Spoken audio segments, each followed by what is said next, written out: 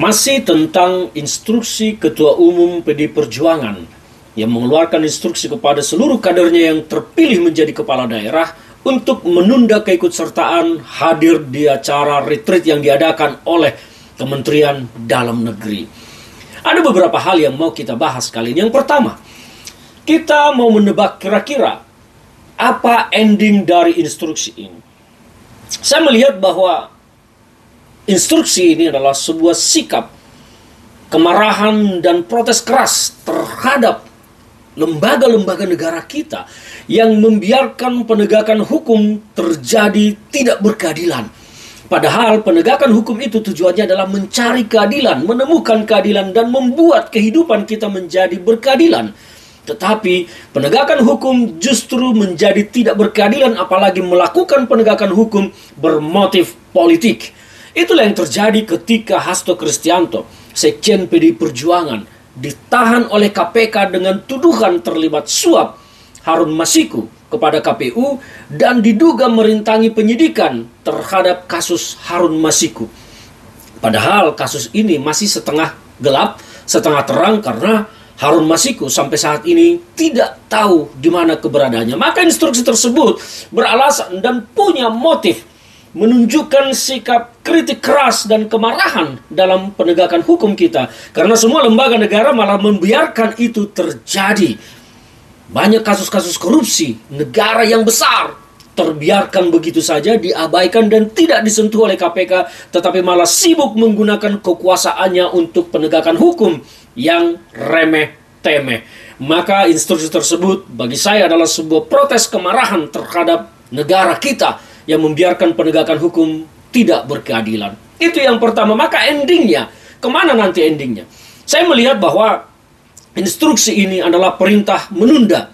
Maka pada akhirnya, saya yakin bahwa seluruh kader PD Perjuangan yang menjadi kepala daerah akan hadir di Magelang melakukan retreat. Mungkin nanti pada saat penutupan atau di tengah jalan. Karena retreat ini diperkirakan seminggu. Mungkin di tengah jalan, setengah perjalanan, atau di akhir. Tapi PDI Perjuangan menunjukkan sikapnya bahwa loyalitasnya kepada penegakan hukum yang berkeadilan sangat tinggi. Dan tetap mereka nanti akan menunjukkan loyalitasnya kepada negara dan kepada pemerintah, yaitu hadir di Magelang. Karena perintahnya menunda. Ini adalah analisis saya. Yang kedua, tentang cawe-cawe Jokowi. Saya melihat pendapat Jokowi yang mengomentari tentang instruksi PDI Perjuangan ini terlalu jauh menyeberang. Jokowi tidak sadar dirinya siapa saat ini, bahkan menjadi sekelas buzzer yang nyinyir dan kegenitan berpendapat. Ketika media bertanya kepada Jokowi soal instruksi Ketua Umum PDI Perjuangan, Jokowi menanggapi bahwa semua kader PDI Perjuangan harus hadir di Magelang mengikuti retreat. Pendapat ini tidak beralasan hukum, tidak berlandaskan filosofi pemikiran yang sehat, dan tidak berlandaskan pemikiran yang memahami sistem ketatanegaraan. Jokowi hanya berpikir seperti seorang yang merasa bahwa presiden kalau sudah berkata maka semua harus turut. Kalaupun itu salah, semua harus mengikut. Itulah karakter mental Jokowi yang sesungguhnya. Tidak melihat apa motif dan landasan dari instruksi Ketua Umum PD Perjuangan. Dan seharusnya Jokowi tidak perlu kegenitan berkomentar tentang ini. Harusnya berkomentar, kalaupun berkomentar, berkomentarlah yang bijak.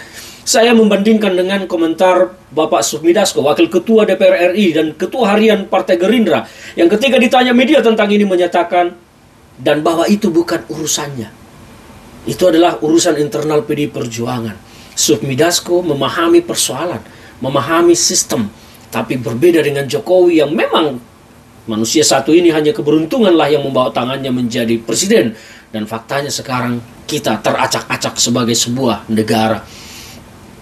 Itu yang saya lihat. Maka kalau bicara tentang instruksi Megawati kepada kadernya tersebut, layak untuk dimaklumi, layak untuk dipahami, meskipun menjadi kontroversi perdebatan di tengah publik antara setuju tidak setuju.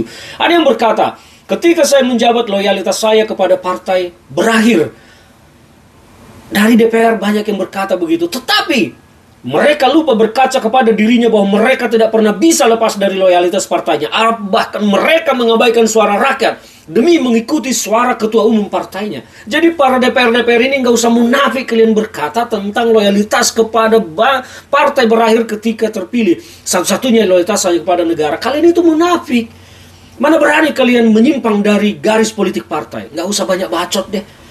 Saya mendengar Benika Harman juga bicara begitu. Beliau ini sahabat saya dulu di Demokrat. Saya tahu sepak terjangnya. Bicara tentang itu. Memang Anda sudah berani melepaskan loyalitas kepada partai Anda.